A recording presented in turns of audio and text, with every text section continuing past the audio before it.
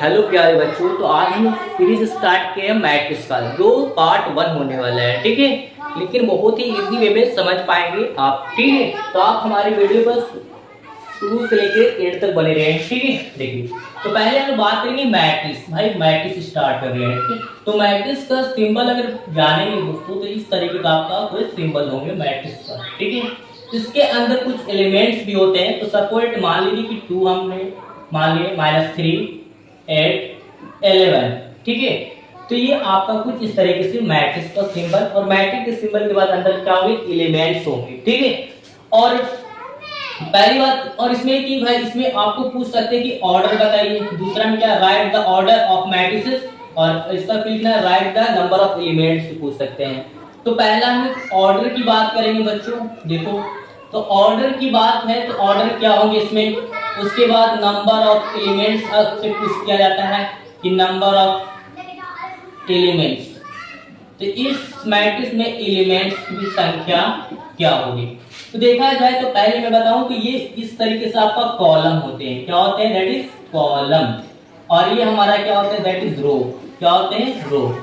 तो यहाँ पर क्या है कि इस तरीके से रो कितना है, 2 है, और कॉलम भी क्या है, 2 है। तो 2 इंटू क्या हो गया, 2। तो इसमें रो इंटू कॉलम होंगे, ये वाला ये आपस में मल्टीपल होते हैं। तो आपको ऑर्डर भी चेक कर सकते हैं कि भाई 2 इंटू क्या हो गया आपका, 2 हो गए, ठीक है ना। कितना सिंपल था दोस्तों, ठीक है। दूसरी बात क्या है कि इसमें नंबर ऑफ एलिमेंट कितने होंगे। तो 2 2 जा कितने होते हैं, 4। तो नंबर ऑफ एलिमेंट को आप काउंट भी कीजिएगा तो आपका 4 ही होंगे, ठीक है ना। लेकिन इसके अलावा ये एलिमेंट कैसे आते हैं इसको मैं भी क्लियर करूंगा। लेकिन मैं बताना चाहूंगा कि अगली वीडियो में रो को हम लोग इसमें आई भी कहेंगे और कॉलम को हम लोग जे कहेंगे दोस्तों, ठीक है। तो आई और जे के द्वारा रिप्रेजेंट करेंगे। इसमें कैसे एलिमेंट आते हैं, इसमें एलिमेंट में ए के द्वारा करेंगे इसमें, और फिर इसमें कॉलम और रो मिलकर के यहाँ पे आई और जे करके बनेंगे इस तरीके से। तब यहाँ पे फिलअप भी होते हैं, ठीक है। इसको A11 मानते हैं, इसको A12 करके करते हैं, जो अगली वीडियो में आपको मिल जाएगा, ठीक है। तो अब यहाँ पे थोड़ा समझ लेते हैं कि ये जो हम 2 क्वेश्चन ऐसे लिखे हैं जो आपको NCERT है ना बुक में मिल जाएंगे, जो आपको है ना बोर्ड में तो 1 नंबर मार्क्स के क्या आते हैं, बोर्ड में पूछ दिया करते हैं, ठीक है। और उस तरीके से 2 नंबर का। तो ये जो मैट्रिक्स दिए हुए हैं, तो यहाँ पर देख रहे हैं कि इसमें इक्वलिटी है। भाई क्या है, दैट इज इक्वलिटी है मैट्रिक्स है, क्या इक्वलिटी ऑफ मैट्रिक्स, ठीक है। देखो, इसमें इक्वल करने के लिए, बराबर करने के लिए एलिमेंट का जैसा फर्स्ट में तो ये फर्स्ट होंगे, सेकंड। लेकिन यहाँ पे इक्वल करेंगे, लेकिन इसमें कुछ अल्फाबेट का, कुछ लेटर का फाइंड आउट करने के लिए रहता है वैल्यू, ठीक है। जिस तरीके से यहाँ पर देख सकते हैं y भी है, z भी है, x भी है अल्फाबेट, ठीक है। तो इसका वैल्यू यहाँ पे कौन कौन सा आ सकते हैं, ठीक। उसके अलावा यहाँ पे मैंने सेकंड क्वेश्चन को भी यहाँ पे नोट्स कर चुके हैं और इसको हम लोग फुली एक्सप्लेन करने वाले हैं, ठीक है। देखिए, तो यहाँ पे देखा जाए तो दैट इज हमारा y इज इक्वल टू 4 हो जाएंगे, और यहाँ पे क्या होगा, z इज इक्वल टू 3 हो जाएंगे, x इज इक्वल टू क्या हो जाएंगे, 1 हो जाएंगे। तो आप कितने सिंपल में ही इस नॉर्मल वे में आप निकाल सकते हैं, ठीक है। आई बात समझ में। चलो अब देखिए, क्वेश्चन नंबर अगर 2 की बात करते हैं, ये NCERT का पूछा हुआ है बोर्ड में, ठीक है।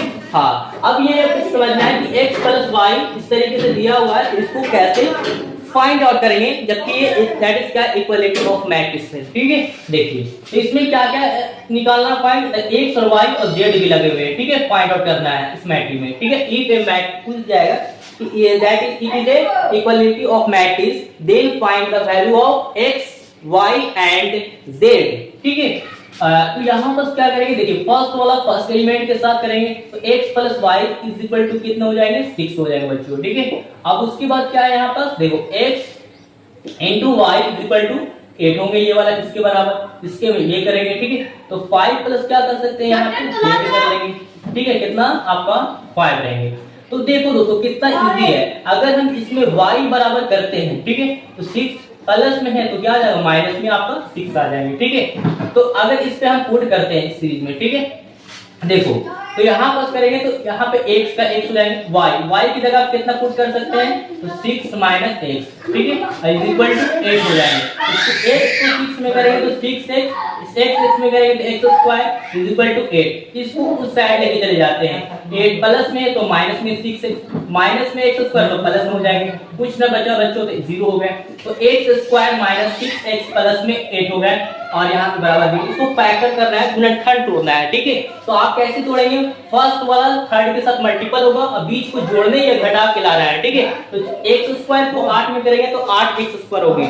अब 8 को लाना है कितना आपको, 6, तो 4 दूना 8 और 4 को जोड़ेंगे तो 6 हो जाएंगे, ठीक है। तो देखो तो यहाँ पे क्या होगा, x स्क्वायर माइनस में 4x माइनस में 2x प्लस में 8 बराबर 0। ये दोनों में आपको क्या मिल जाएगा, कॉमन क्या मिलेगा x, तो यहाँ पे क्या बचेगा x स्क्वायर, एक x बचेंगे, 4 बचेंगे माइनस, यहाँ पे क्या मिलेंगे 2, तो यहाँ पे क्या होगा, अंदर वाला साइन चेंज होगा क्योंकि ऑटो वाला मोस्ट यहाँ पे साइन क्या है, माइनस है, तो पहले से क्या जाएगा माइनस, जो साइन आगे माइनस रहेगा तो अपोजिट होगी इसका। तो 2 चौके 8 बराबर क्या होंगे 0। तो x माइनस 2 और x माइनस 4 दोनों के लिए क्या कीजिएगा 0। तो x माइनस 2 बराबर 0, x बराबर माइनस में तो क्या आ जाएगा प्लस में 2 आ जाएंगे, और एक जो होंगे बच्चों यहाँ पे x माइनस 4 बराबर 0 है तो माइनस में तो क्या आ जाएगा प्लस में तो 4 आ जाएंगे, ठीक है। तो ये आपका क्या हो गया, x का वैल्यू निकलेगा, यहाँ पे 2 निकल गए। अब यहाँ पे इसके थ्रू ही आप इसमें क्या रखेंगे, पुट करेंगे इसमें, तो चाहो तो आपका यहाँ पे इक्वेशन पास मान सकते थे। तो y का भी मान निकल जाएगा, देखिए y is equal to 6 minus x का मान अगर 2 रखते हैं, कितना रखते हैं 2, तो आएंगे 4 आ जाएंगे। तो आगे के नहीं, तो सपोज मान लीजिए कि x का मान 2 ये है, ये आपका क्या है 2 है, तो y का मान कितना निकल गया आपका 4 निकल गया बच्चों, ठीक है। अब देखिए यहाँ पे 4 निकल गया है, तो z का भी मान निकालना है यहाँ पास, है ना, क्या निकालना है z का भी मान। तो z बराबर कीजिएगा तब 5 प्लस में है तो बच्चों क्या हो गया माइनस में, खत्म हो जाएंगे ना, z बराबर क्या हो जाएगा 0। तो इस तरीके से आप इजी वे में कम समय में आप फाइंड आउट कर सकते हैं अल्फाबेट के, ठीक है। आई बात समझ में। तो ये आपका पार्ट 1 सीरीज थी। पार्ट 2 के लिए भी आप हमारे चैनल पर जुड़ जाएं, और यदि आप चाहते हैं कि ऑफलाइन क्लास करें तो आप हमारे इस कॉन्टेक्ट नंबर पे संपर्क कर सकते हैं, जुड़ जाएं, ठीक। फिर मिलते हैं, okay, take care, good bye.